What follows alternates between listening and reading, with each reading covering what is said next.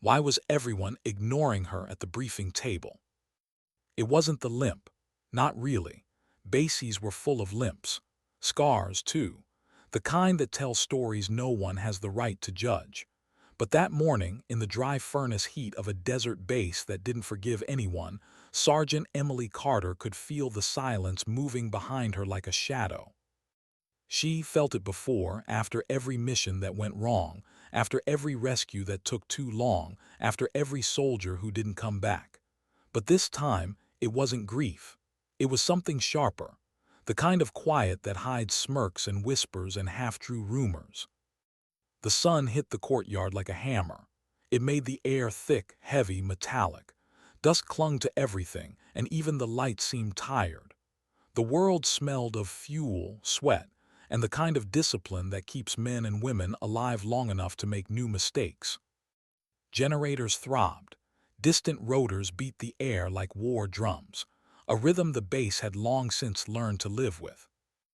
And through all of it, Emily walked slowly, deliberately, her left leg wrapped in blood-stained gauze, her gait uneven but her back perfectly straight. Every step was a negotiation between pain and pride. 3 days earlier, an IED had taken the world apart around her. It had flipped a convoy vehicle onto its side, sprayed glass and fire into the sky, and tried to end everything she'd built in 8 years of service. It didn't, because Emily Carter refused to be the kind of soldier whose story ended in the dirt. She pulled 2 men from the wreck, one unconscious, one screaming, and dragged them through smoke so thick she couldn't see the horizon. She stayed until the ammo in the wreck began to cook off, stayed until another voice ordered her to get clear. Even then, she didn't move until she felt the driver blink twice in her grasp, a silent signal that meant alive. Now she limped across the base, past rows of cargo trucks, oil drums, and the sharp smell of iron dust.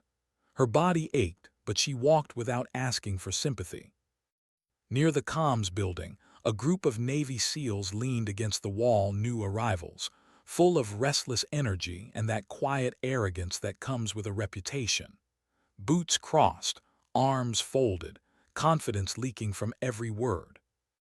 One of them, young, tan, eyes hidden behind sunglasses, saw her pass. He tilted his head toward the others and smirked. "Look at that," he said under his breath. "Can't even walk straight. Guess she's done playing soldier." A chuckle followed. Another voice joined in, sharp, cruel. "Heard she was running the wrong way when it blew." A few heads turned, a few snickered. Emily didn't. She didn't flinch, didn't even glance their way.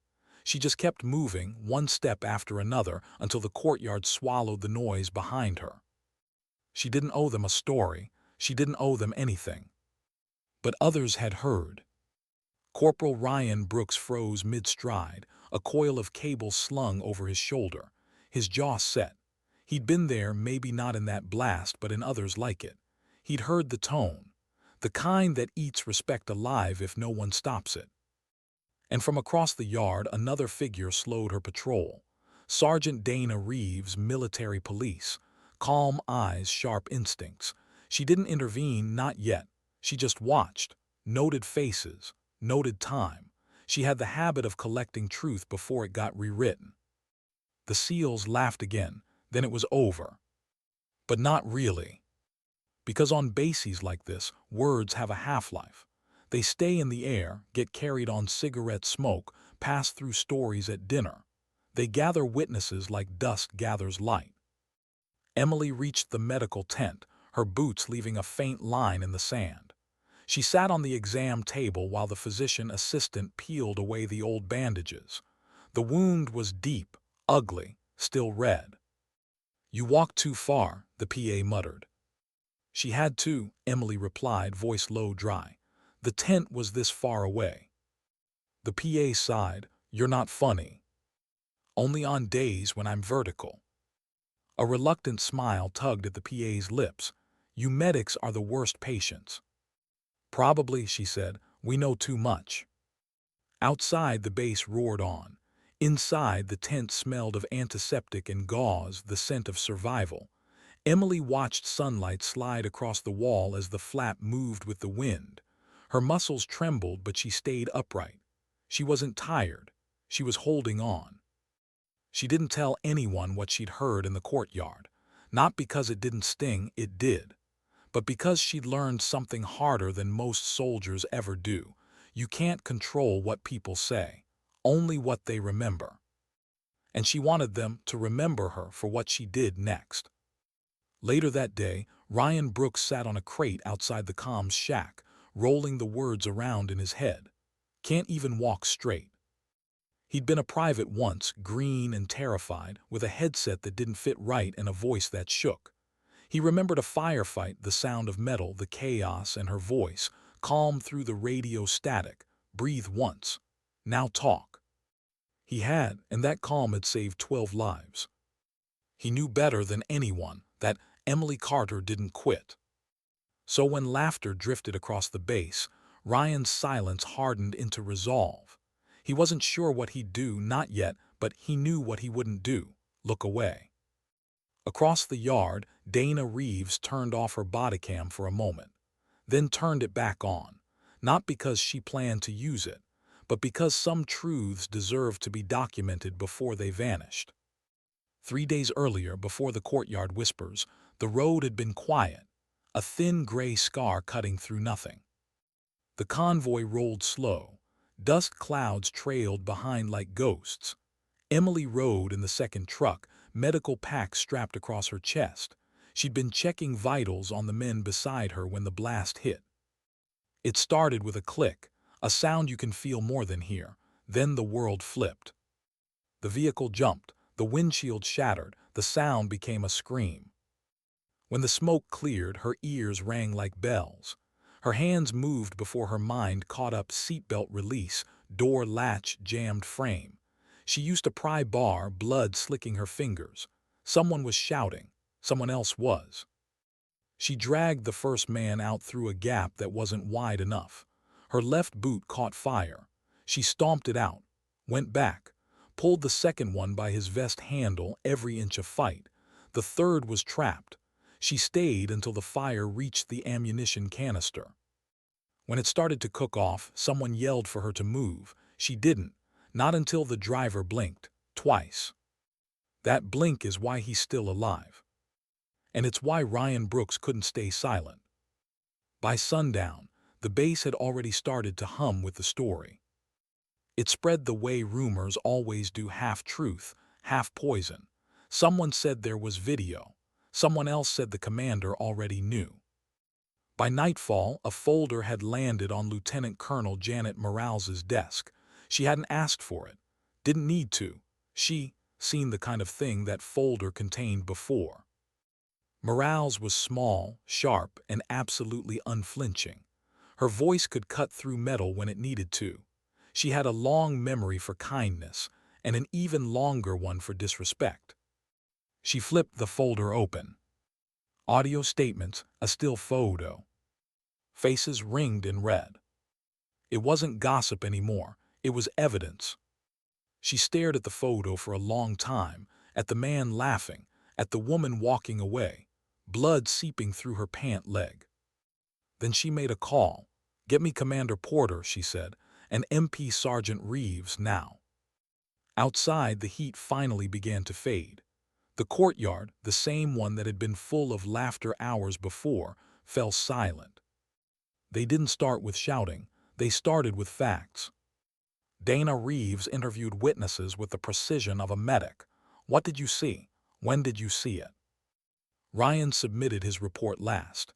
He needed time, not to cool off, but to make sure every word was exactly right. He included the time, the coordinates, the position of the sun, because truth deserves precision. When Morales and Commander Porter read his statement, neither spoke for a long time. Porter was SEAL Command, a man with salt in his veins and duty stitched into his bones. He'd led raids through darkness so thick you could drown in it. He'd written condolence letters to families who would never stop hearing a knock at the door. He knew his men, knew their pride, and now he knew what it had cost. Morales looked at him. "We'll address it." Porter nodded. "We will together." That night the SEALs sat in the mess hall. The laughter was quieter now, but not gone. Davies' petty officer Mark Davies leaned back in his chair. He was all sharp edges and unreadable confidence. His men adored him. His file was spotless, but that didn't mean much tonight. Ryan Brooks walked up to the table, stopped. His voice was even, low, careful. "You need something?" Davies asked. "Respect," Ryan said. Davies smirked. "You want to try that again, Corporal?" Ryan didn't blink. "You mocked a wounded soldier in public." The table went still. Someone shifted, someone coughed. And then Sergeant Dana Reeves stepped forward, slow, deliberate, like a storm deciding where to break. "Petty Officer Davies," she said, "you and your team will report to the command tent at 700. Uniform of the day. Bring your integrity." Davies' smirk faded. His jaw tightened. He nodded once. "We'll be there." And they were. When the tent filled the next morning, the air felt different, heavy with what everyone already knew was coming. Maps on the table, a whiteboard marked action, owner, time. Lieutenant Colonel Morales stood in front. Commander Porter stood beside her, arms crossed. "Gentlemen," she said quietly, "yesterday you engaged in conduct unbecoming members of this force. It wasn't banter. It wasn't esprit de corps. It was disrespect toward a soldier who carries more scars than most of you have years in uniform." Someone tried to speak. She lifted a hand, denied. She pressed a button. Audio filled the tent, the laughter, the words, the heat, the scrape of boots on gravel. Then silence. Porter looked at his men, not with anger, with disappointment that cut deeper. "There are lines," he said. "You crossed the only one that matters." No one answered, no one could. Outside, the morning was already burning.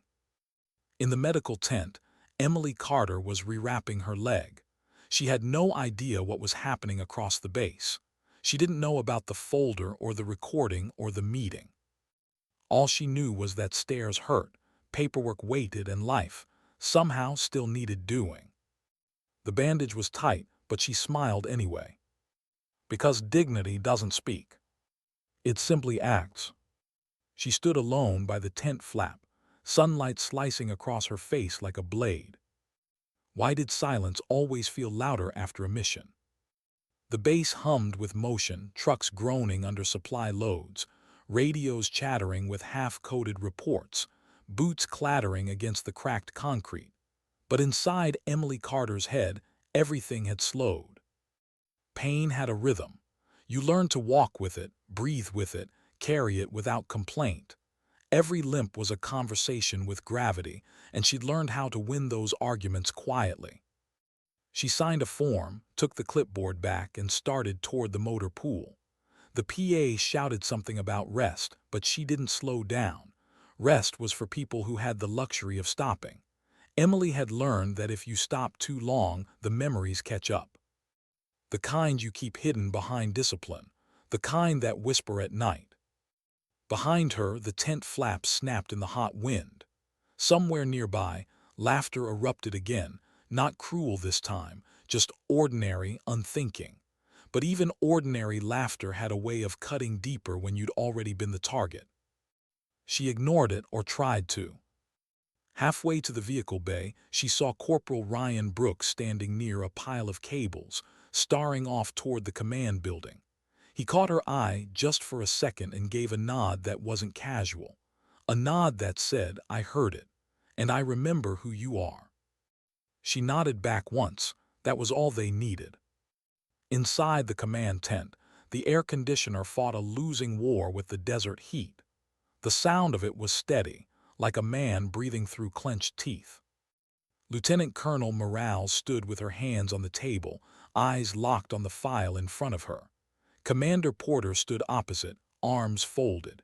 Between them, a single sheet of paper lay flat, printed words that now carried the weight of an entire culture. "Are we making an example?" Porter asked quietly. Morales didn't look up. "No," she said. We're reminding them what the example looks like. She picked up the folder, flipping past photographs, statements, timestamps. Disrespect is like rust, she said. If you ignore it, it spreads. And then one day you realize the whole structure's weaker than you thought. Porter nodded slowly. I'll bring them in. No, Morales said. We bring them in together. By the time the SEAL team was summoned, the entire base seemed to know something was about to happen. Not the details, just the sense. Soldiers, mechanics, pilots, everyone moved with the restrained curiosity that follows the scent of coming consequences. At 700, the SEALs stood in formation inside the tent, boots perfectly aligned, uniforms immaculate. Discipline wasn't their problem. Pride was.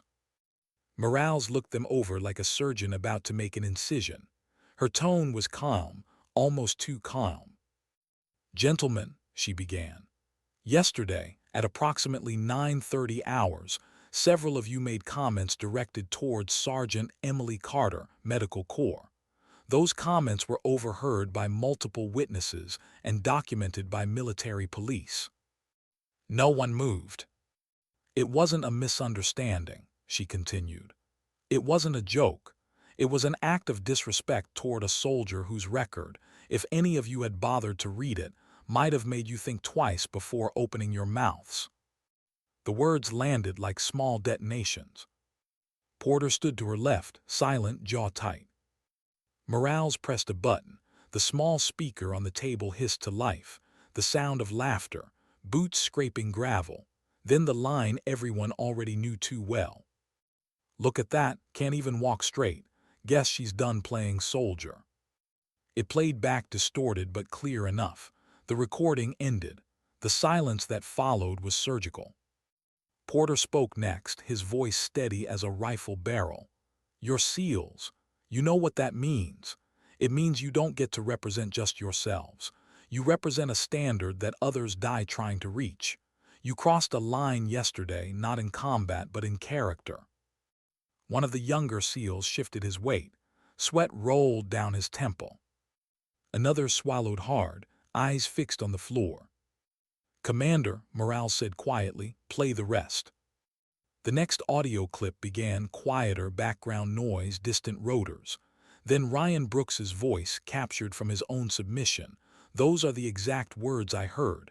9:34 hours. East Side Courtyard. Sergeant Carter did not respond. The sound cut. No one dared to breathe. Finally, Morales leaned forward. Do you know what kind of soldier doesn't respond to humiliation? She asked. The kind who's already given enough.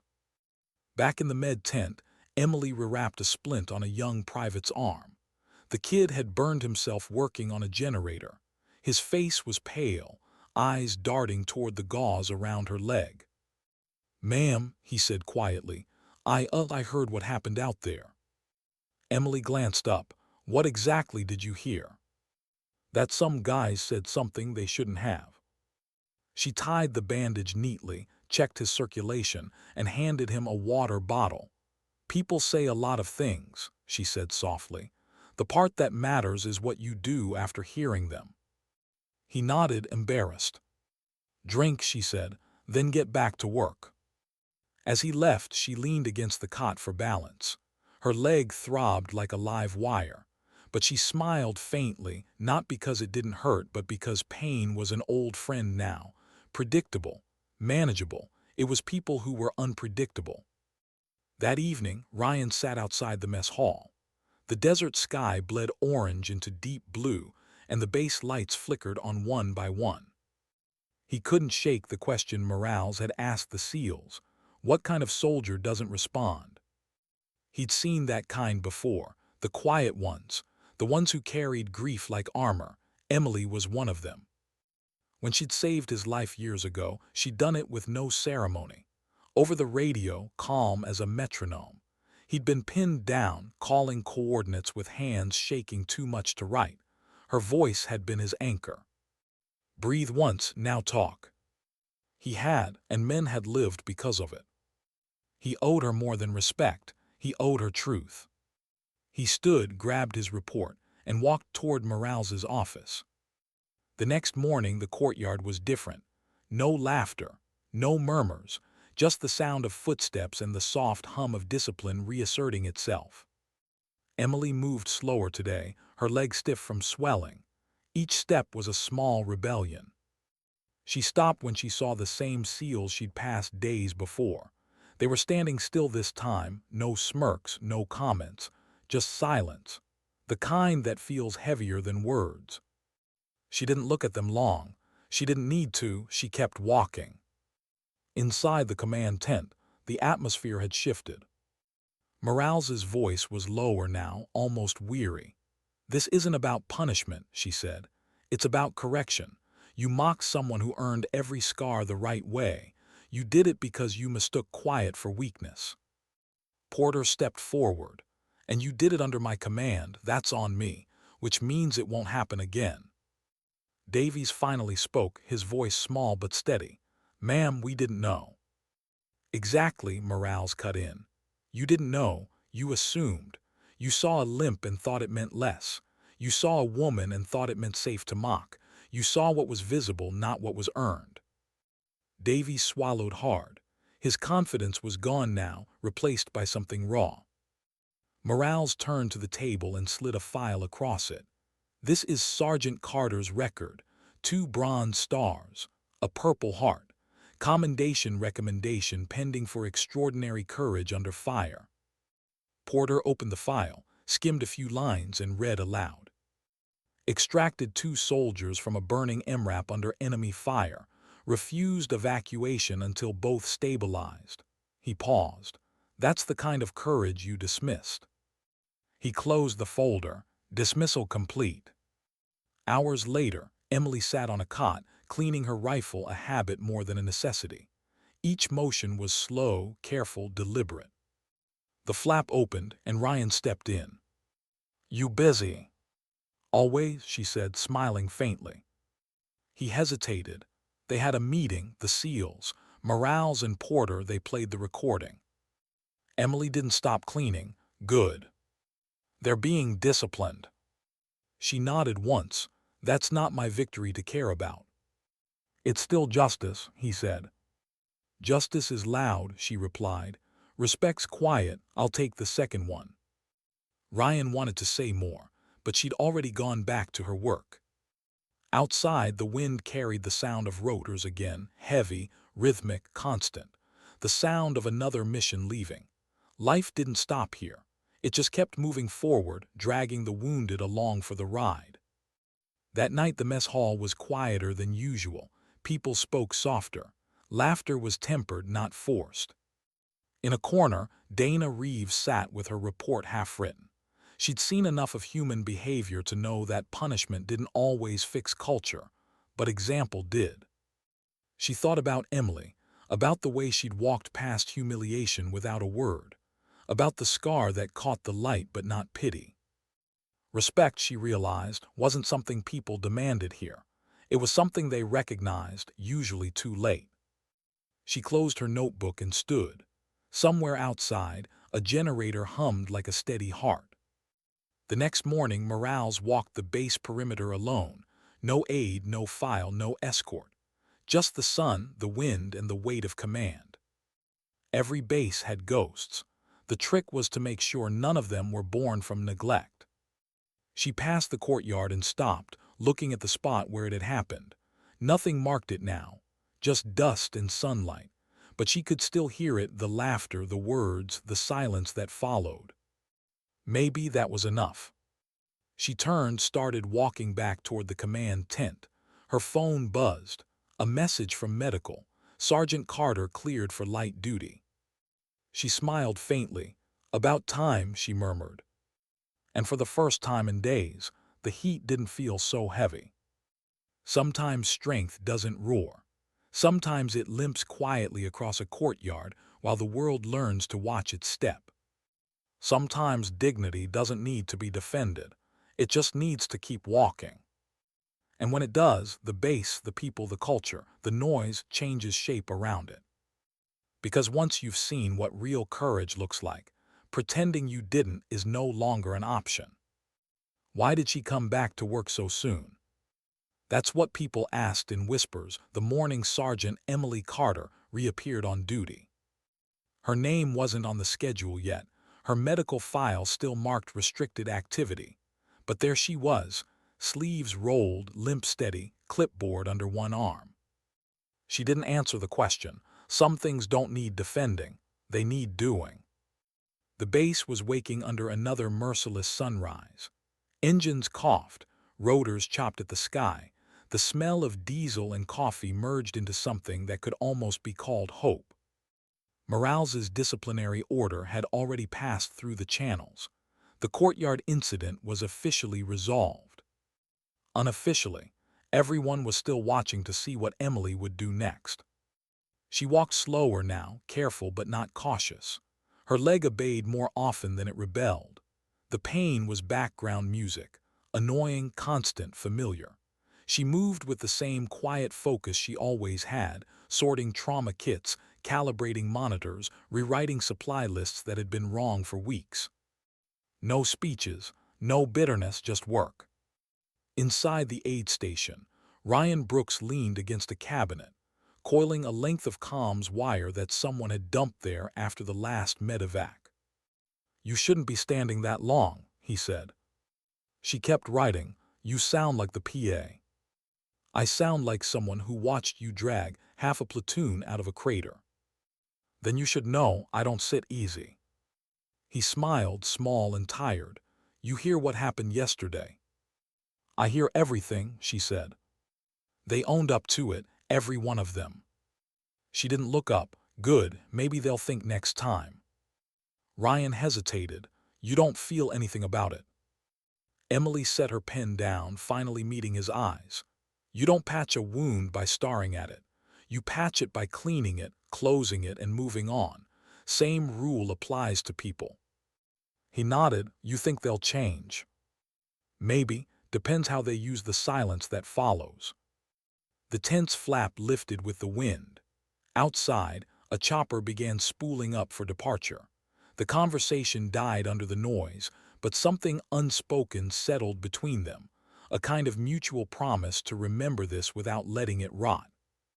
Across the compound, Petty Officer Mark Davies sat alone in the corner of the mess hall. The food tasted like metal. He'd been through firefights, close-quarter breaches, and months of sand-grit boredom between missions, but nothing in his career had prepared him for the sound of his commander's disappointment. "There are lines. You cross the only one that matters." Those words kept replaying. The hearing was over, the punishment signed. 1-grade demotion, temporary removal from active operations, reassignment to rehabilitation duty. He'd told himself he'd handle it like a professional, but the truth was uglier. He wasn't angry at the colonel. He was angry at himself for needing her to remind him what respect looked like. He stared at his reflection in the tin mug. Same eyes, same uniform, but the illusion of superiority was gone. Somewhere between the desert and the paperwork, he'd forgotten why he'd joined in the first place. He folded his meal tray shut and walked out into the glare. At noon, Morales reviewed the morning reports. The base was quieter now, efficient quiet, not fearful quiet. Culture changes don't announce themselves. They appear in small things: a door held open, a tone lowered, a name spoken with weight instead of habit. She looked out through the tent's thin window at the med compound. Emily was there, bent over a crate, checking labels. Morales exhaled. "That's how it's supposed to work," she murmured. "One person remembers who we are, the rest follow." Her aide stepped in. "Ma'am, Commander Porter's asking if you'll attend the afternoon rotation brief." "I'll be there," she said. And one more thing. Petty Officer Davies requested reassignment papers early." "Approved." "Yes, ma'am." She nodded.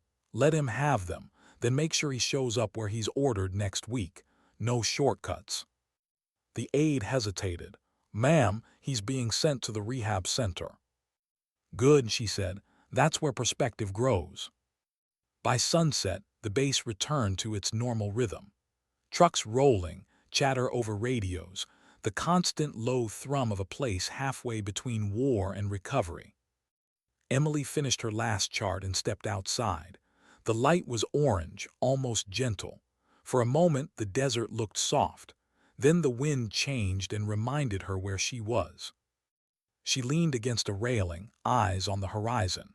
Her leg ached, but it was a familiar ache, one she'd learned to breathe through. Dana Reeves approached from the path, clipboard tucked under her arm. "You off duty yet?" "Technically, I was never on it," Emily said. Dana smiled faintly. "Morales told me to check if you needed anything." "Yeah," Emily said. "A new knee, maybe a quiet planet." Dana chuckled. "We're out of both." For a while, neither spoke. Then Dana said, "You know, when we first heard the story, what they said, I wanted to drag every one of them to you and make them apologize." Emily shook her head. "That's not an apology I need. I'd rather they give it to someone who can't fight back." Dana studied her face, the calm, the scar, the exhaustion beneath. "You don't get tired of carrying it." "I do," Emily said softly. "But the thing about carrying is, once you stop, someone else has to pick it up. I'd rather it be me." Dana nodded, the kind of nod soldiers give when words stop being enough. The next morning started with sirens. Not the kind that signal attack, the kind that means someone's hurt and time running out. A supply truck had rolled near the north fence line. The driver lost control on loose sand, crushed his arm between the door and the frame. Medics were already moving before the call finished echoing over the radio. Emily was supposed to stay back. Her name wasn't on the duty roster, but when she heard compound 3 severe bleed, she was already halfway out the door. By the time she reached the scene, dust hung thick in the air. The truck was sideways, its cargo spilled, the smell of coolant sharp. A soldier knelt beside the wounded driver, hands pressed to a wound that wouldn't close. "I need a tourniquet," he shouted. "Here," Emily said, dropping beside him. She didn't ask permission, she took over. Her fingers were steady. Her mind narrowed to the world within arm's reach. Wound, pressure, pulse. "High and tight," she said. 2 inches above the injury. Twist, lock it." The soldier obeyed. Blood slowed. The man screamed, then gasped. Good. Screaming meant living. "Pressure dressing," she ordered. Ryan appeared out of nowhere as usual, tossing her one. "You're supposed to be resting," he muttered. "Later," she said. "Hold that." Her bad leg trembled, but she ignored it. Sweat stung her eyes. The world shrank to the sound of breathing and the rhythm of life trying to stay inside a body. When the medic truck finally arrived, the bleeding was under control. The driver's pulse was thready but strong. Emily leaned back, exhaling slowly. Pain screamed up her leg, but she smiled anyway. "That's how you do it," she said softly. Ryan grinned. "You never change." "Wouldn't know how," she said. What none of them noticed at first was Davies. He'd been near the perimeter, checking an equipment inventory before his upcoming reassignment. When he heard the call, instinct had taken over. He'd sprinted toward the scene, arriving just as they loaded the driver onto the stretcher. He froze when he saw her, Emily, sweat-soaked, limping, still issuing calm instructions to the med team. The woman he'd mocked days earlier. He moved closer, heart hammering, unsure whether to speak or vanish. She caught his eye, didn't blink, didn't flinch. "Get some water," she said simply. "You're pale." The words were ordinary, but to Davies they hit harder than any reprimand. He nodded, throat tight. "Yes, ma'am." She turned away before he could say more. Grace, he thought, shouldn't be this disarming. That night the base felt heavier, quiet but not peaceful. Everyone had seen what happened. The story spread again, this time with a different tone. The woman they'd whispered about had just saved another life. And the man who'd laughed first was now the one telling others to shut up when her name came up. Reputation changes fast when truth walks through blood and dust. instead of speaking from a podium. In her quarters, Emily sat on the edge of her bunk, unwrapping the day's bandages. The wound looked angry, red, but clean. She dabbed antiseptic, hissed once, and tied fresh gauze with practiced efficiency. Outside, footsteps passed, laughter softer this time, respectful. She leaned back, staring at the ceiling. Every mission left marks, visible and not. This one had left both. Her thoughts drifted, not to the insult, not to the pain, but to the kid whose life she'd helped save. He'd wake up tomorrow, groggy and scared. She'd be there, clipboard ready, tone calm. That's what mattered.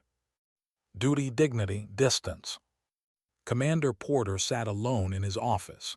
A mug of cold coffee sat untouched beside the mission map. He'd seen the reports, the incident, the hearing, today's rescue. He rubbed his eyes. "One soldier restores what 5 almost destroyed," he muttered. Morale stepped in quietly. "You saw the after-action." "I did." "She's fine, stubborn but fine." He exhaled. "You ever think about how fragile all this is?" "All the time," she said. "That's why we protect it." He looked at her. "What do we do with them now, the team?" "Let them serve their sentence. Let them learn." "And Carter?" Morale smiled faintly. "Promote her when she's not looking. She hates ceremony." Porter chuckled. "Then she's the kind we need more of." Morning came again. The courtyard, once a stage for mockery, now held a different scene. Soldiers crossing paths with nods instead of jokes, voices measured, eyes steadier. Emily crossed it slowly, the crutch under her arm more habit than necessity now. 2 new SEALs, fresh faces, fresh pride, stepped aside to give her space, not out of pity, out of respect learned secondhand. She nodded once, they nodded back. No words, no applause, just recognition. And somewhere behind her, Mark Davies watched from a distance, understanding finally that redemption isn't earned in one gesture. It's lived quietly every day after the mistake. The desert wind rose, carrying dust and the faint scent of oil. The sky turned silver at the edges. In the stillness that followed, a truth hung over the base, soft, heavy, undeniable. Sometimes strength isn't about how much noise you make. Sometimes it's about how long you keep walking after the world stops clapping. And sometimes the loudest apology is silence lived right. Why did he show up early? The rehab center wasn't the kind of place Navy SEALs volunteered to go. It smelled of alcohol wipes, wheel oil, and quiet courage. A corridor lined with faces that had learned to live differently. Some smiled, some didn't bother anymore. Petty Officer Mark Davies arrived 30 minutes before his assigned time, not out of eagerness, out of restlessness. Shame, he'd learned, didn't let you sleep in. The nurse at the front desk glanced at his file, unimpressed. "You're the SEAL." "Yes, ma'am." She pointed down the hall. "Bay 4. You'll refill water, change linens, check vitals. You'll do it by my book, not your legend." He nodded, understood. "And one more thing," she said. "No war stories, these people already have enough." He hesitated. "Yes, ma'am." When he stepped into Bay 4, the noise hit him. Machines breathing for people, prosthetic joints clicking softly, the low murmur of pain that never fully sleeps. The nurse's words followed him like a warning. No war stories. He filled pitchers, checked wristbands, tried to ignore the man on the third bed staring at him with one eye and half a grin. "You look like someone who used to think he was bulletproof," the man said. Davies cracked a smile. "Used to." "What changed?" "A mistake." The man nodded slowly. "Then you're in the right place." Back on base, the morning heat rolled off the tarmac in shimmering waves. Sergeant Emily Carter moved carefully through the supply yard, her crutch abandoned for the first time in weeks. Each step felt like a small truce between pain and pride. Ryan Brooks spotted her from across the yard. "You trying to impress the new recruits or piss off the PA again?" She smirked. "Neither. I just missed the view from upright. You sure you're ready? No, she said, but that never stopped me before. He walked beside her, slowing his pace to match hers. Around them the base hummed with its ordinary noise, engines, laughter, distant drills. But under it all something had shifted, a kind of collective awareness. People greeted her differently now, nods, quiet ma'ams, respect not rehearsed but earned. Ryan noticed it too. Feels different around here, he said. It is, she replied, for now. You don't think it'll last? It depends on what they do when no one's watching. She didn't say it with bitterness, just truth. At headquarters, Morales stood over a stack of personnel files. She signed 3 commendations that morning and denied 2 transfer requests. Leadership wasn't glory, it was triage. Commander Porter entered without knocking. You hear about Davies? Rehab Center, Bay 4. Yes, she said. He showed up early, been there every day since. She looked up, surprised. Guilt can make people punctual. Porter half smiled. Maybe, but I think he's starting to get it. She set the folder aside. Maybe redemption isn't about apologizing to the one you hurt. Maybe it's about becoming useful to someone else. Porter leaned against the table. And Carter. She's up, moving, working, you know her. Yeah, he said softly, I do now. He hesitated. You ever think about giving her something more permanent, recognition? She'd hate it. She'd deserve it. Morales sighed. We'll wait until she can stand through a ceremony without limping. Porter smiled, so never. They both laughed quietly, the kind of laugh you earn through exhaustion. At the rehab center, Davies was changing linens when the man with one eye, Sergeant Tanner, spoke again. You ever lose something you can't see? Davies looked up. Like what? Respect, Tanner said. Yeah. Tanner nodded toward the row of beds. We all did, one way or another. The trick is earning it back without asking for it. Davies folded the sheet tight, working on it. Good, because they'll know if you fake it. Davies almost smiled. They already do. He moved to the next bed. The nurse passed behind him, pretending not to notice that the notorious SEAL was now fetching fresh towels for a corporal learning to walk on carbon fiber legs. Humility had a sound. It was the scrape of a mop bucket and the quiet thank you of someone you once would have ignored. Back at the aid station, Emily trained 2 new medics. You'll want to move fast, she told them. Adrenaline lies, it says speed is everything. It is, accuracy is. She showed them how to check a pulse with the side of the thumb to feel better contact, how to read breathing before vitals, how to talk to a wounded soldier like you believe they'll live, because words, she said, are part of treatment. The younger one asked, Sergeant, how do you keep calm? I don't, she said. I just sound like I do. You learn that trick if you stay long enough. They both nodded, scribbling notes they'd never forget. Ryan watched from the doorway, arms crossed, a small smile tugging at his face. Emily caught him watching. Something funny, Corporal. Yeah, he said. You pretending you're not a teacher. I'm not. You are, just not the kind that gets chalk on her boots. She rolled her eyes, but the faint grin stayed. Days turned into weeks. The wound on her leg shrank to a scar, thin, pale, stubborn. The limp softened. Davies kept reporting to the rehab center long after the required hours ended.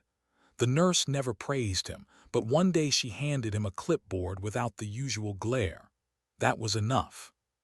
He spent afternoons talking with soldiers, relearning balance, evenings cleaning equipment. Somewhere in the repetition, the noise in his head, the laughter, the regret, the self-recrimination faded into focus. He wasn't fixing them, they were fixing him. One evening, Morales gathered a small group in her office. Dana Reeves, Ryan Brooks, and Emily Carter herself. Sit, Morales said. This isn't formal. Emily hesitated, then obeyed. You've seen the aftershocks, Morales said. I want your read. Is it working? Dana nodded. People are different, more aware. Nobody's perfect, but the jokes died fast. Ryan added, the SEAL team's quieter. Even the new ones follow their lead. Morales looked at Emily. And you? Emily thought for a moment. Respect, not loud. You don't see it unless it's missing. Lately, I don't notice it missing. Morales smiled. That's the best report I've heard all month. Emily shifted slightly, uncomfortable under the praise. If you're thinking of turning this into a morale briefing, don't. Relax, Morales said. Just wanted to make sure we didn't fix one problem by creating a statue. Emily stood. Statues don't bleed, we're fine. They all laughed, softly but sincerely. Meanwhile, at the rehab center, a new arrival had everyone's attention. A young soldier missing an arm, eyes hollow, hope thinner than his frame. Davies found him staring at the wall one afternoon, IV line dangling loosely from a trembling hand. Need help? Davies asked. The kid didn't look up. Doesn't matter. It does, you're leaking meds. I don't care. Davies crouched. Listen, you don't have to, I'll care for now, you just breathe. The kid blinked, once, then twice. Davies taped the line back in place, tightened the clamp and said almost to himself, that's how she said it, breathe once, now talk. The kid's eyes flicked toward him. Who? A medic I owe everything to. Was she good? She was better than good, Davies said. She was steady. He didn't notice the nurse watching from the doorway, nodding slowly. A week later, an envelope arrived at the rehab center, official seal, base markings. Inside, commendation ceremony notice, Sergeant Emily Carter. Davies stared at it for a long time. He hadn't been invited, but that didn't matter. He folded the letter, slipped it back into its envelope and placed it on the nurse's desk. Make sure it gets to her, he said. That night he sat by Tanner's bed. You ever get the chance to say sorry? Davies asked. Tanner grinned. All the time, the trick not saying it, it's meaning it. Davies looked at his hands. I mean it. Then you already said it, Tanner replied. Some things people feel before they hear. The day of the ceremony came quiet and bright. No band, no parade. Just a formation by the flagpole and a cluster of soldiers standing still in the sun. Emily hated ceremonies, always had, but Morales insisted and Porter backed her up. Ryan adjusted her sleeve before they called her name. Nervous. I've been shot at, this is worse. He chuckled. At least you don't have to dodge bullets. Public speaking's deadlier, she muttered. Her name echoed through the loudspeaker. Sergeant Emily Carter, awarded the Bronze Star for valor and distinguished service. She walked forward, each step deliberate, her limp faint but real. The base stood silent. Morales pinned the medal carefully. Porter saluted. Cameras clicked once, then stopped. No one spoke until Morales said, for service that reminded this command what respect costs and how it's earned. Applause followed, brief, restrained, genuine. Emily whispered, thank you, and stepped back. Ryan leaned over, you okay? She smiled faintly. Yeah, just ready to get back to work. That evening, when the base lights flickered on, a message arrived through internal mail. No sender name, just handwriting that looked careful, deliberate. It read, Sergeant Carter, I led an insult I didn't deserve to lead. I can't undo it, but I can live differently because of it. Thank you for reminding me what strength looks like when it doesn't need to shout. M. Davies. She read it twice, folded it once, then tucked it into her field journal beside an old mission photo. The wind outside picked up, scattering dust through the courtyard, the same courtyard that had once held laughter sharp enough to wound. Now it held something quieter, a kind of respect that didn't ask for witnesses. Emily crossed it slowly, sunset reflecting off the medal she still hadn't taken off, her gait uneven, her expression calm. Ryan watched from the steps, Dana from the gate, Morales from her office window, Porter from the balcony above. Each of them knew what they were seeing. Not a hero, not a symbol, just a soldier walking through pain without letting it define her. The camera of memory would linger there, the sun dropping low, dusk golden, boots pressing new prints over old ones, as the narrator's voice softened. Sometimes the hardest battles aren't fought with rifles. They're fought with restraint, with silence, with the decision to keep your dignity when someone tries to take it.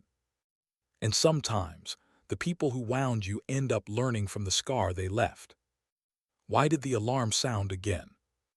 Weeks had passed since the ceremony, long enough for the desert to forget most things, but not this, not her.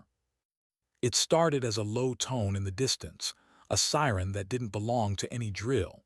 Then came the voice over comms. Inbound medevac bird hit on approach, 2 wounded, unstable. The base snapped awake like a living organism. Emily Carter was already moving before the message finished. Habit, duty, maybe something deeper. Her leg ached, but she didn't slow. At the same time, 30 miles away, Petty Officer Mark Davies was sitting on a metal stool in the rehab center, listening to the sound of rain hammering the tin roof. It was rare rain, the kind that made even the broken men lift their heads. The nurse burst in. Transport down. They're rerouting medevac traffic here until the base clears the strip. We need all hands. All hands, he asked. She nodded, even yours, SEAL. The helicopter came in hard, listing left, rotors coughing smoke. It hit the pad like a wounded bird and shuddered to a stop. Ryan was there already, headset on, guiding the crew. We've got 2, pilot and gunner, burns, fractures, trauma to the chest. Emily climbed aboard before the blade stopped. The smell of jet fuel and scorched metal slammed into her senses. The pilot was semi-conscious, breathing fast, the gunner limp. Pulse, she barked. Faint. Then move. She cut the straps, reached for the stretcher, and together they pulled the gunner out. The ground tilted in heat shimmer, siren still wailing. Med tent now. She didn't notice the limp returning until she stumbled once, catching herself against the stretcher frame. Pain flashed bright behind her eyes. She ignored it. Davies reached the rehab center's side entrance just as a Humvee screeched in, dust and rain colliding. 2 medics jumped out, shouting for stretchers. Without thinking, he grabbed one end. Inside, he called. East Bay, oxygen ready. He helped them carry the first patient in, a young soldier with burns along both arms, skin blistered, eyes wide with shock. The nurse caught sight of Davies. You monitor vitals, keep him talking. He nodded, hands steady now where once they had trembled. What's your name, soldier? Taylor, the man gasped. All right, Taylor, you're safe, you're here. You keep breathing, I keep talking, deal. Taylor tried to laugh, deal. Davies adjusted the mask, checked the drip, remembered the tone he'd once heard in another's voice, calm, exact, mercifully certain. Breathe once, now talk. He finally understood what it meant. Back at base, Emily's team fought to stabilize the pilot. His pulse skittered, his chest rose unevenly. She pressed her hands against the wound, counting silently. Clamp. Ryan handed it off. Blood slowed, the air smelled metallic. Get me vitals again. BP 80/50, dropping. Not today, she whispered. Stay with me. For a second, the world narrowed to that heartbeat, the monitor's irregular rhythm like a distant drum. She'd seen too many fade this way. Not today, not this one. The monitor leveled, the rhythm steadied. She exhaled, chest trembling. Ryan touched her shoulder. He's holding. She nodded once, voice barely a whisper. Good, let's keep him. When the adrenaline finally dropped, she stepped outside, letting the rain hit her face. It wasn't much, just a brief, cleansing drizzle, but it felt like permission to breathe again. Across the compound, Morales watched from under the overhang. She'll never stop working, she said quietly. Porter folded his arms, and thank God for that. He glanced toward the horizon. You know Davies is still at the rehab center. I do, Morales said. He's asking for more shifts, voluntary. Think he's trying to make peace. I think he already started, she said. Now he's just proving to himself it's real. At the rehab center, the night had gone still. Only the soft hiss of oxygen and the beeping of monitors filled the air. Davies sat beside Taylor's bed. The kid slept now, safe, alive. Davies wrote something on a scrap of paper, a name, a promise, and folded it into his pocket. The nurse passed behind him, slower than usual. You know, she said, you're different now. He looked up, am I? You don't walk like you're owed anything anymore. You walk like you're still learning. He smiled faintly, I am. She nodded, good, keep it that way. Days later, a message came through the internal net.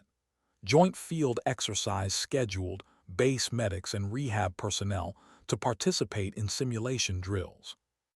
Emily frowned at the list. Rehab personnel. Ryan leaned over her shoulder. Guess they're expanding the scope. Says here a few from the center will assist in trauma logistics.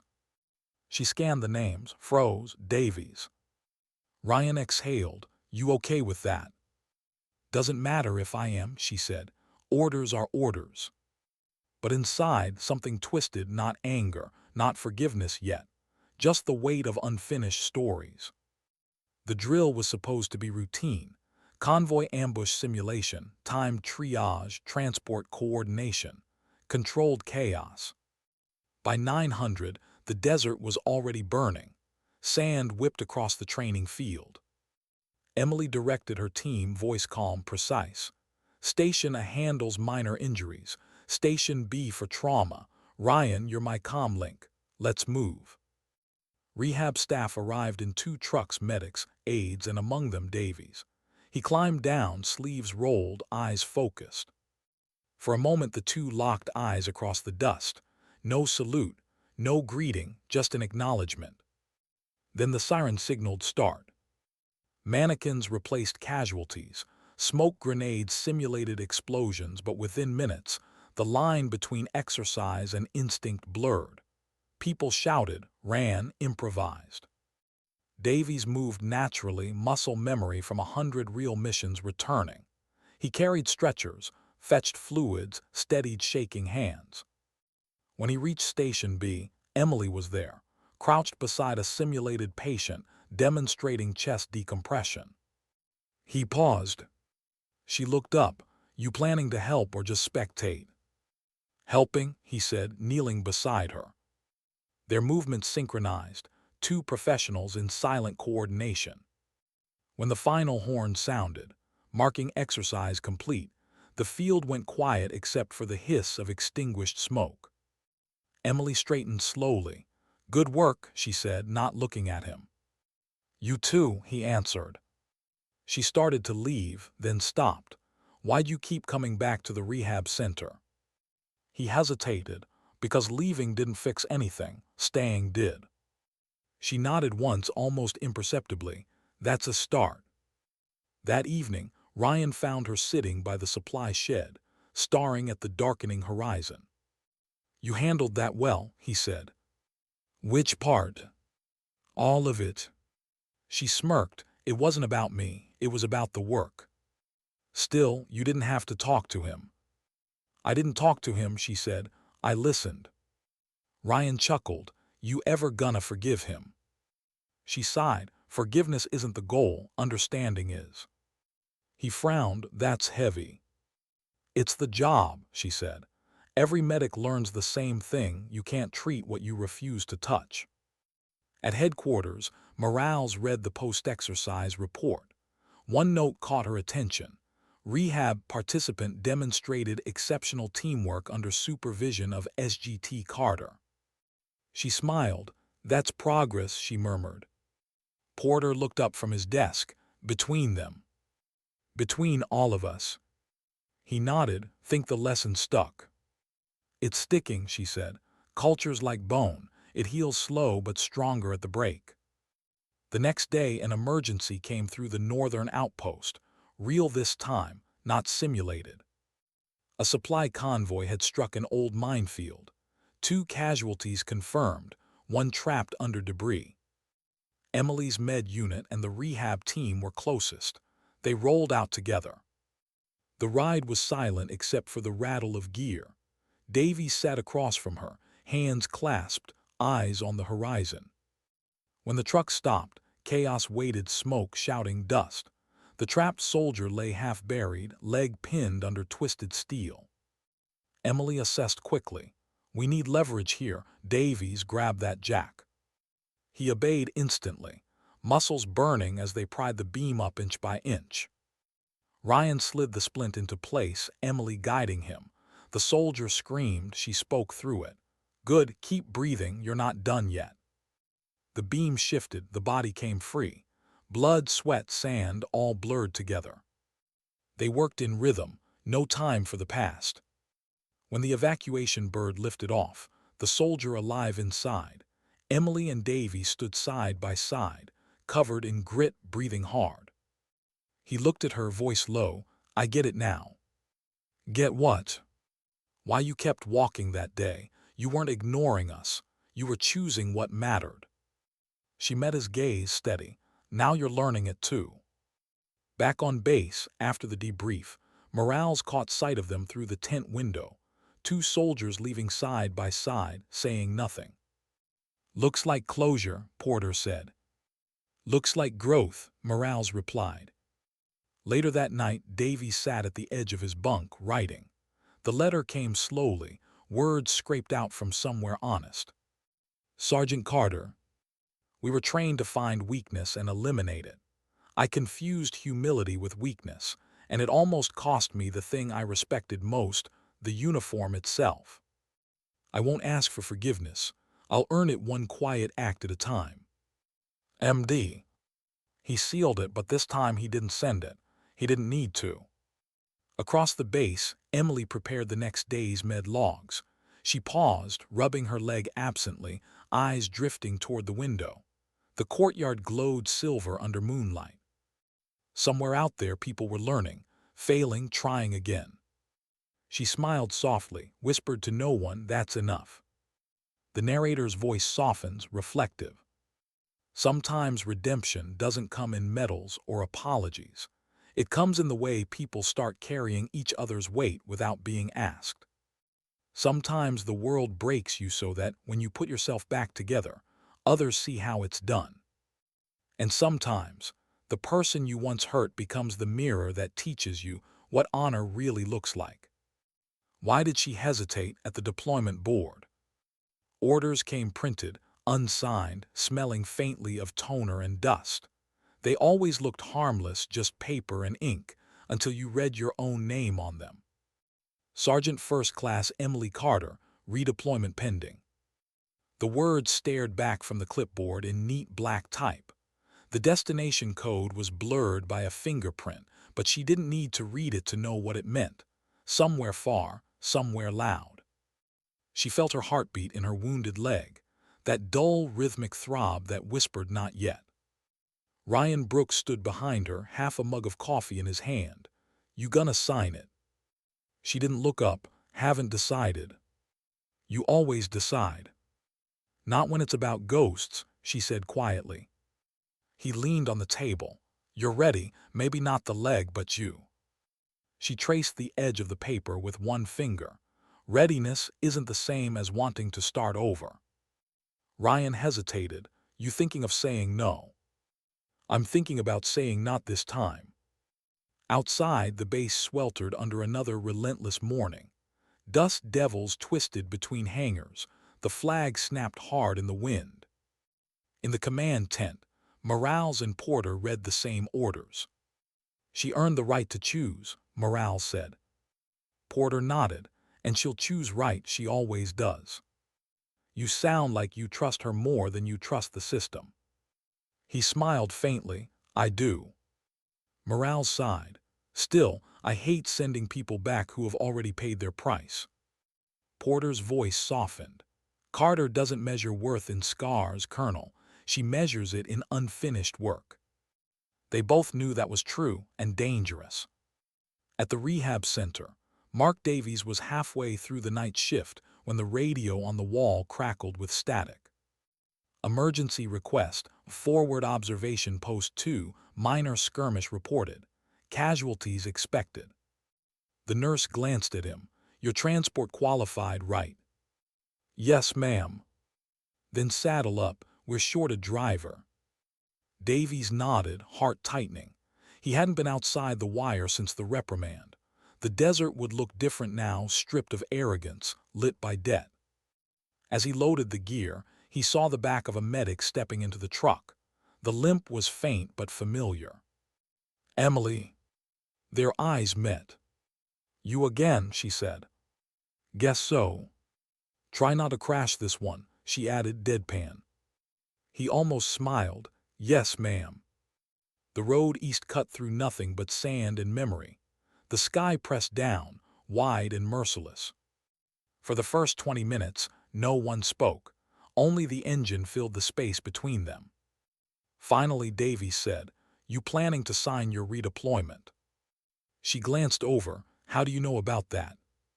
Morales told the rehab staff she might lose her best trainer. News travels. Emily smirked. You think I'm the best trainer? I think you're the only one who doesn't lie about pain.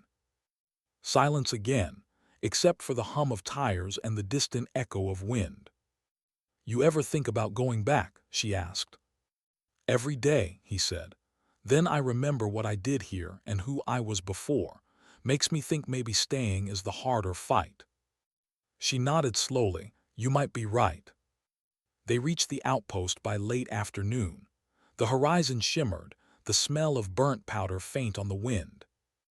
A small team of infantry met them, 3 wounded, 1 critical. The scene was chaos in miniature, scattered gear, smoke curling from a ruined wall. Let's move, Emily shouted. Davies jumped in beside her, unrolling gauze, hauling stretchers. The first soldier's femoral bleed pulsed bright red. Emily clamped it without flinching. Pressure here. Got it. The second casualty groaned, trying to sit up. Davies held him down gently. You're good, brother. Stay still. Minutes stretched into half an hour, the kind of time that eats years from your soul. When the evac chopper finally arrived, they'd stabilized all 3. The rotors kicked up sand, swallowing their words, but the looks they exchanged said enough. They fought together truly for the first time. The return trip was quieter. Sunset bled across the sky, the light washing everything in copper and shadow. Emily stared out the window, hands still trembling slightly from adrenaline. Davies finally said, You saved them. We saved them, she corrected. He shook his head. You were leading, the rest of us were following. That's how it works. He looked at her leg, even when it hurts. Especially then. She turned toward him, eyes calm but sharp. Pain's not the enemy, Davies. Forgetting why you're here is. He nodded, the words etching themselves into memory. When they reached the base, the world had gone dark. Only the floodlights burned against the desert. Ryan was waiting by the gate, relief flooding his face when he saw her climb out of the truck. You okay? Fine, she said. 3 stabilized, 1 evac'd, good day. He exhaled. You scare me, you know that. Join the club, she said, handing him the med log. Davies lingered nearby, watching the brief exchange. She caught his glance and gave a small nod, permission granted, debt acknowledged, no ceremony required. That night, Morales wrote her after-action notes. The incident was minor by command standards, but she highlighted 2 lines in red. Joint effort between Sergeant Carter and Petty Officer Davies demonstrated exemplary discipline and composure under duress. She closed the folder, smiling faintly. There it is, she murmured, the culture fixing itself. Emily couldn't sleep. The rain had returned, tapping lightly against the metal roof of the barracks. She sat at her desk, staring at the redeployment papers again. She tried to imagine another tour. New terrain, new faces, the same weight. The leg would hold. The mind would follow. But the heart, that was another story. She thought of the courtyard, the laughter, the lessons that had grown from it. Thought of the soldiers she'd trained, the ones still healing. Maybe her fight wasn't somewhere else anymore. Maybe it was here. She picked up her pen, signed the form, then paused. At the bottom, next to destination, she wrote a single word, instructor. She smiled. Still serving, she whispered, just differently. 2 weeks later, her transfer came through, approved, immediate. She'd be stationed stateside, teaching advanced combat medicine to recruits. A quieter war. Morales gathered the core team, Ryan, Dana, Davies, for a small send-off. No speeches, just coffee and dry humor. Ryan handed her a patch. "For luck," he said. "Found it on the radio crate you dragged me out from years ago." She smiled. "You kept it. Some reminders don't fade." Dana extended her hand. "For what it's worth, you changed this place." Emily shook her head. "No, we changed it together." Davies stepped forward last. She raised a hand. "Don't. Words ruin good endings." He laughed softly. "Then thank you for not ending it when you could have." She nodded. "You made sure it wasn't wasted." He reached into his pocket, pulled out the folded scrap of paper he'd carried for weeks. "This was supposed to be a letter," he said, "but I think you already read it." She smiled. "I think I did too." That evening, as the sun dropped behind the hangars, the base gathered one last time. No parade, no command attendants, just people. Mechanics, MPs, medics, pilots, all standing quietly as Emily walked across the courtyard. The same place where the laughter had once lived. Now only silence. Davies stepped forward from the crowd, lifted his hand and saluted. Others followed, Ryan, Dana, even Morales and Porter. Emily hesitated, then returned the salute slowly, her arm steady, her leg barely trembling. The air held still. No applause, no music, just the sound of flags snapping and hearts learning what respect really means. Later, after she was gone, the base carried on. Morales reorganized command. Porter rotated to a new region. Ryan took over communications training. Dana headed an MP detachment. And Davies stayed at the rehab center, now permanent staff. His file read reinstated to active duty support operations. But everyone knew the truth. He wasn't chasing heroism anymore. He was guarding the lessons she left behind. One morning he found a small envelope in his locker. No name, no insignia. Inside, a single sentence written in precise handwriting. "Honor isn't a medal. It's the posture you hold when no one's clapping." He smiled. Figures. He pinned the note above his bunk. The narrator's voice softens, reflective, the imagery widening to the sky. Some wars never make the news. They happen quietly, in corridors, in hearts, in courtyards once filled with the wrong kind of laughter. Sometimes victory isn't winning ground. It's restoring gravity, the pull that keeps people upright when pride tries to knock them over. And sometimes, the bravest thing a soldier can do isn't go back to war. It's stay where the healing happens and teach others how not to repeat the pain. Emily's story would travel, retold in training halls, whispered between medics, shared in letters that never named her but carried her tone. Because somewhere in that desert, a wounded woman walked past, and moments later, the world around her started to remember what strength actually looks like. Not loud, not perfect, just steady. A scar walking upright. Why was she awake before dawn again?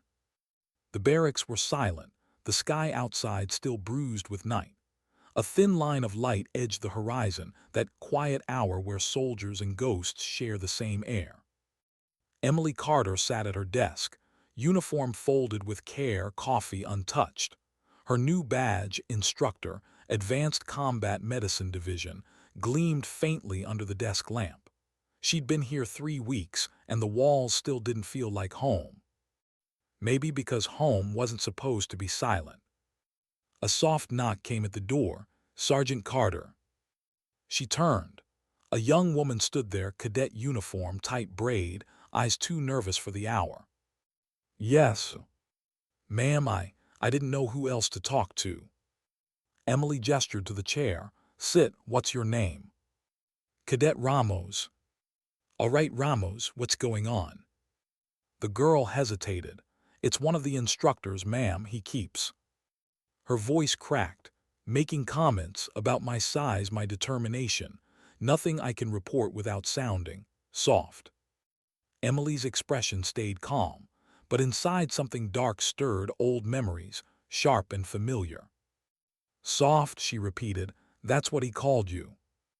Ramos nodded. Emily leaned forward. Let me tell you something, cadet. The only soft thing about this job should be your hands when you're saving a life. Everything else, your voice, your spine, your sense of what's right, should stay hard as steel. The girl nodded, trembling. Now, Emily said quietly, tell me exactly what he said, every word. By mid-morning, the base buzzed. Reports, drills, paperwork, the machinery of military life running as if untouched by the cracks beneath it. But Emily wasn't running drills today. She was in the command wing, standing in front of Major Sanderson, head of training. He scanned the report she'd written, direct, measured, undeniable. These are serious accusations. They're facts, sir, she replied. Against an officer with 10 years of service. Then he should know better. Sanderson sighed. You understand the noise this will make. I've lived through worse noise, Emily said. He met her eyes, searching for hesitation. There was none. Finally he nodded. We'll investigate. Do it fast, she said. I don't want another Ramos walking into my quarters at dawn. As she turned to leave, he said quietly, you remind me of someone I used to know. She paused. She survived. Barely, he said. Then she learned, Emily replied. That's the only reason any of us do. That evening back at the dorms, Ramos found her again. They talked to me, ma'am. They're taking it seriously. Emily nodded. Good, you did the hard part. Ramos frowned. How do you stay so calm? I don't, she said softly. I just refuse to let them see when I'm not. The girl smiled. My mother was right. The quiet ones are the dangerous ones. Emily smirked. She's a smart woman. 1,000 miles away, the desert base was different now, quieter, cleaner, but never truly the same. Mark Davies still walked the rehab corridors, now wearing the insignia of a support NCO. The soldiers there no longer whispered when he passed. They greeted him, trusted him. He'd learned their names, their stories, their silences.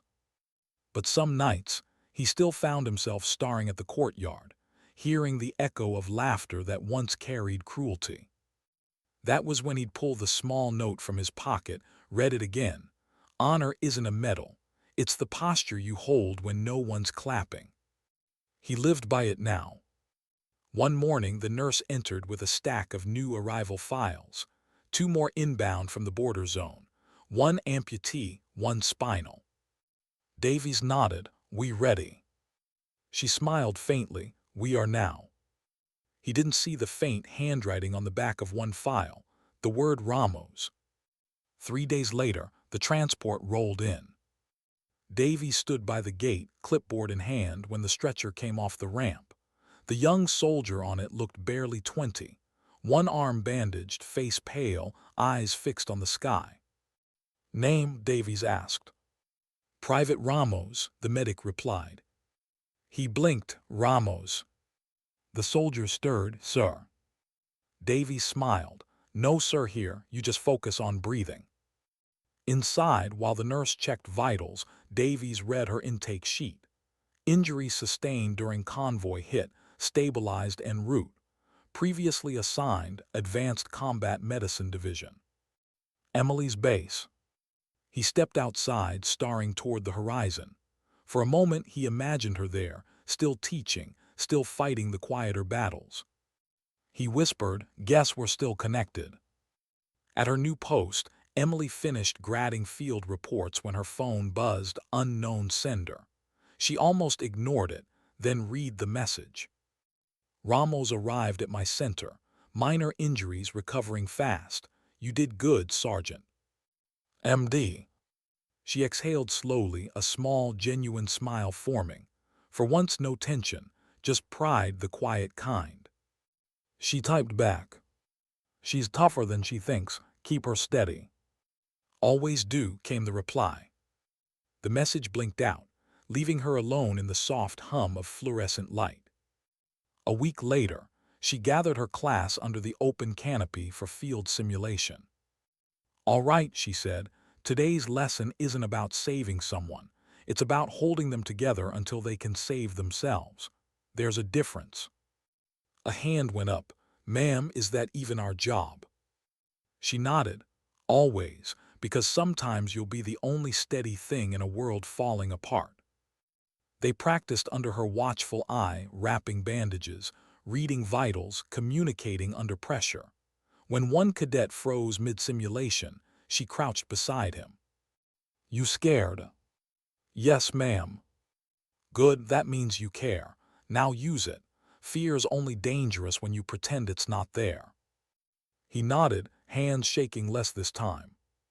When the exercise ended, Emily stood in silence for a moment, watching them laugh, not cruelly, not arrogantly, but with relief. The kind that comes from getting something right. She whispered, "Different generation, same hope." At night she wrote letters she never sent, one to Morales, one to Porter, one, the hardest, to Davies. "You were right, staying is harder than leaving, but staying right, that's harder still. I'm trying to do both." She folded it neatly, set it aside. Maybe someday she'd mail it, maybe she wouldn't have to. Meanwhile, in the rehab center, Davies walked past the ward at midnight. Ramos sat awake, staring at her reflection in the dark window. "Couldn't sleep?" he asked. "Not really, everything hurts." "That's the body reminding you it's still here." She gave a weak laugh. "You sound like her." He smiled. "Good teacher, huh?" "The best," Ramos whispered. He sat beside her, quiet for a moment. "You know, she almost didn't go back." Ramos turned. "Really?" She thought her fight was done. "Guess it never really is." Ramos nodded. "Mine's not either."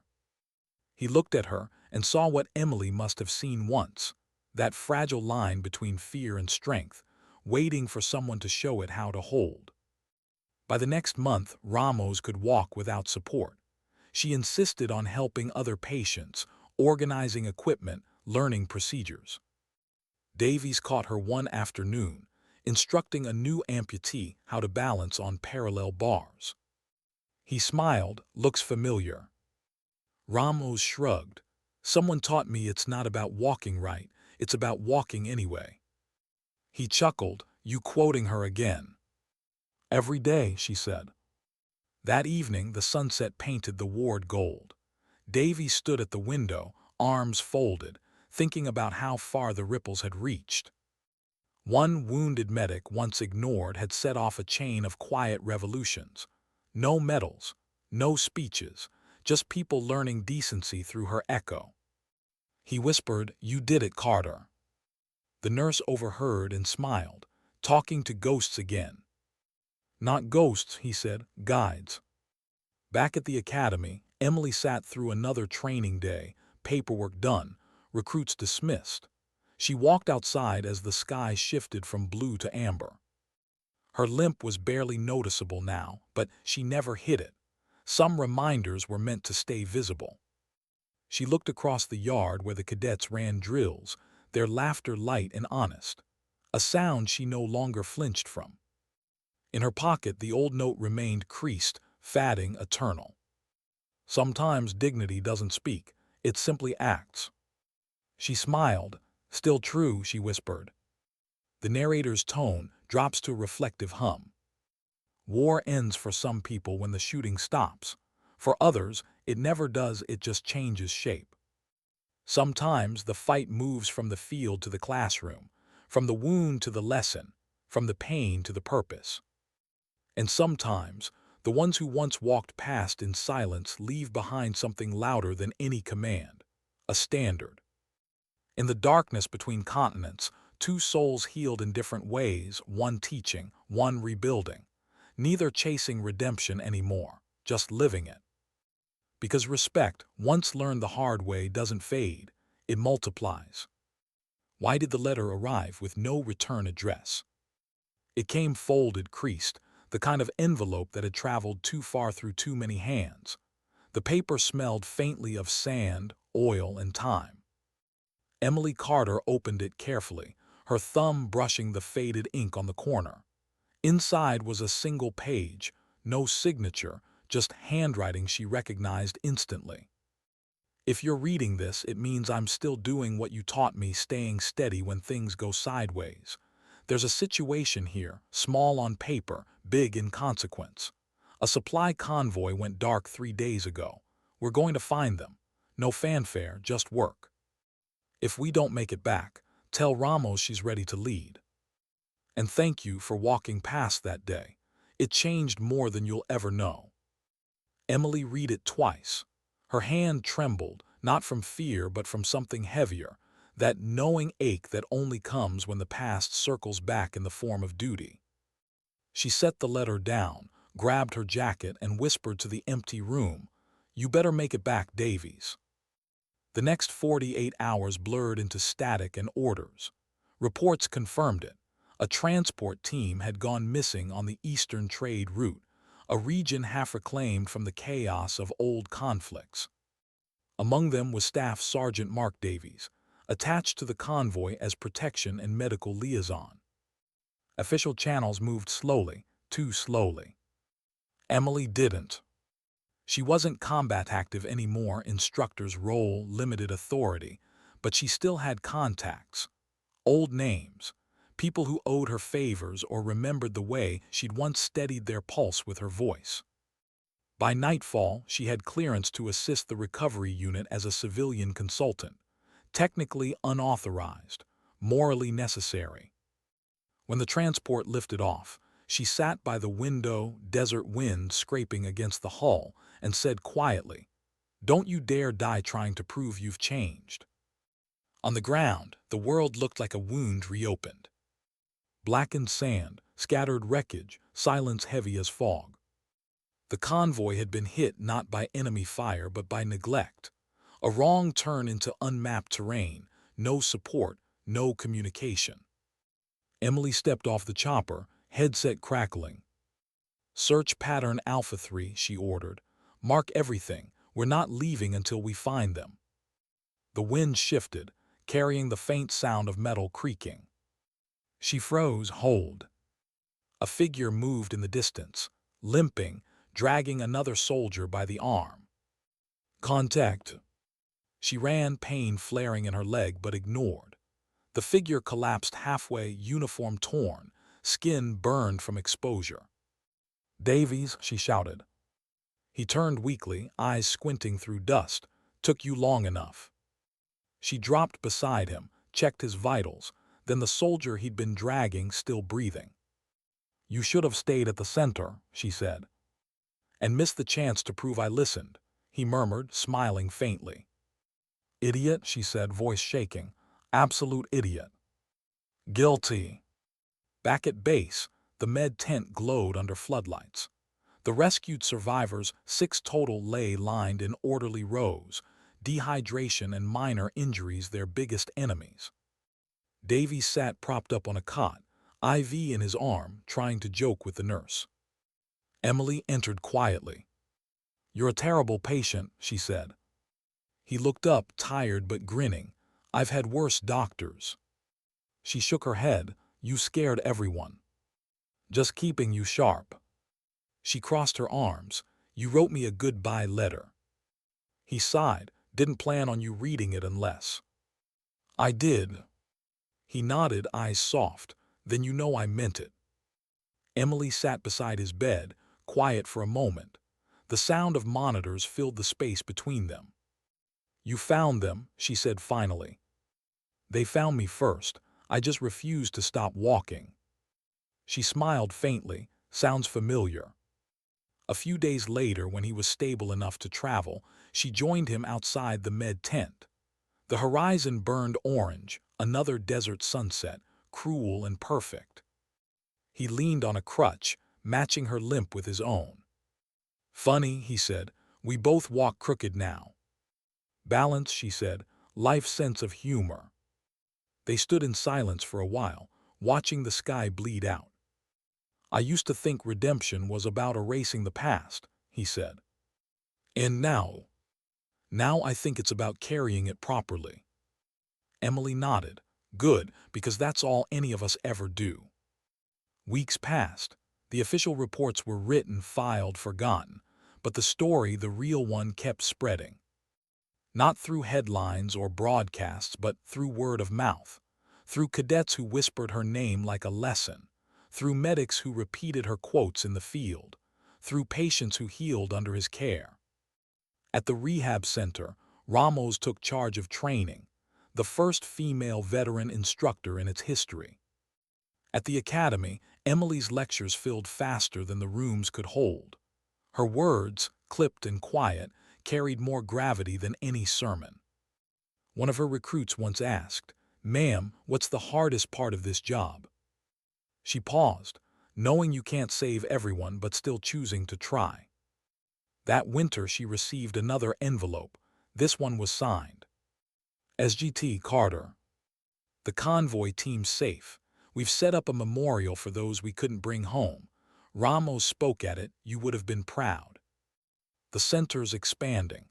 They're nomming one of the wings after you. I told them you hate it. They said that's why they're doing it.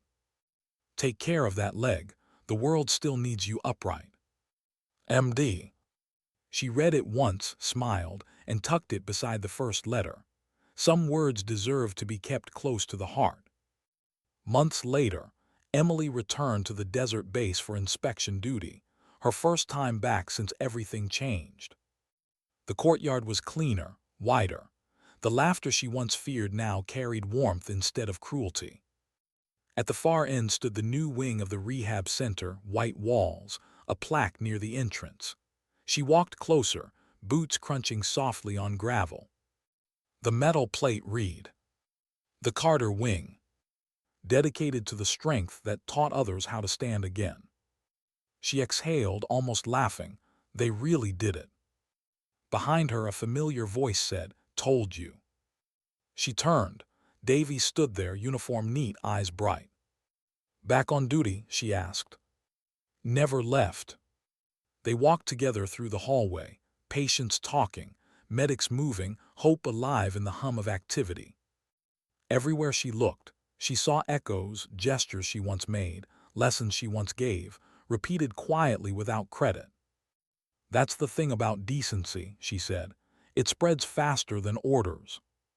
He nodded. "So does courage." They stopped at the far end of the corridor where sunlight poured through tall windows, painting the floor gold. For a long time, neither spoke. Then she said softly, "You ever think about how it all started?" He chuckled. "Every day, a wounded woman walking past, and a room full of fools who didn't know what they were seeing."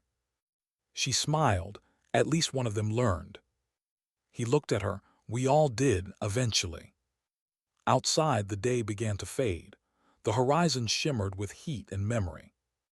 Emily stood by the flagpole as the evening colors lowered. The wind caught her hair, carrying with it the faint scent of rain and dust, that same familiar mix that always meant something was ending or beginning again. Davies joined her, hands in his pockets. "So what now?" She smiled softly. "Now we keep teaching, keep walking, that's all it ever was." He nodded, seemed small. "It's everything." The narrator's tone deepens, slow and reverent. "They say soldiers fight wars, but sometimes soldiers teach the world how not to start them again. They say courage is loud, but the truth is it's quiet, it limps, it heals, It refuses to stop. And sometimes, the person everyone underestimates ends up rebuilding the very thing that once broke her. The camera of memory lingers. Two silhouettes, a man and a woman, standing in the fading light beside a building named for her, watching recruits march past. Their shadows stretch long across the courtyard, one strong, one slightly uneven, both steady. And over it the final voiceover fades in, calm, poetic, resolute. Sometimes dignity doesn't speak. It simply acts. And long after the noise fades, it leaves behind something stronger than victory. It leaves example.